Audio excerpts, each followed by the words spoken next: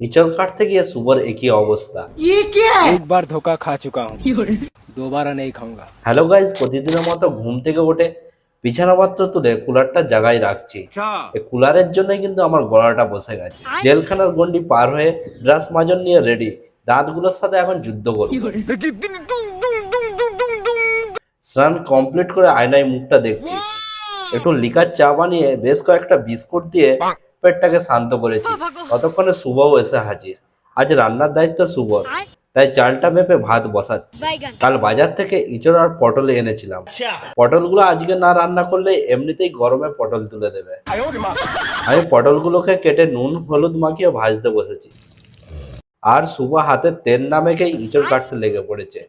ইঁচড়ের আটা আর প্রেমের আটা লাগলে পরে ছাড়ে না। গোটা হাতে আটা লাগিয়ে বাথরুমে 1 ঘন্টা ধরে পরিষ্কার করছে। আলু আর ইঁচড়গুলোকে সিদ্ধ করে মশলাপাতি কষিয়ে 1 বালতি জল দিয়ে ঢেকে দিয়েছি। সবশেষে একটু গরম মশলা দিয়ে নামিয়ে নিয়েছি। দুপুর 2টো বাজতেই সবাই বসে পড়েছি খেতে। আজকে আমাদের মেনু হলো পটল ভাজা আর ইঁচড়ের ঝোল। এত ঝোল যে গামছা পরে নামতে হবে। শুভ এখন সবার জন্য থালায় ভাত বাড়ছে। 3 জনে কোনো রকমে ইঁচড়টাকে উদ্ধার করে একটু ভাত ঘুম দেবো। আর আজকের আবহাওয়াটা কিন্তু বেশ মেঘলা মেঘলা লাগছে, বৃষ্টি হতে পারে। শুয়ে শুয়ে একটু গোপাল ভাঁড় দেখছি, না হলে আবার পেটের ভাত হজম হয় না।